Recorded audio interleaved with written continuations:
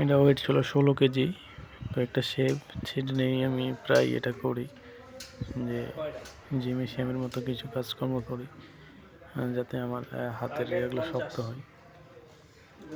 সেই জন্যই এগুলো করি আমি। তো এরকম ভিডিও আমি নতুন নতুন আরও দিব। আপনারা সকলেই আমার এই ইউটিউব চ্যানেলে একটু লক্ষ্য রাখবেন এবং চ্যানেলটাকে অবশ্যই সাবস্ক্রাইব করে দেবেন।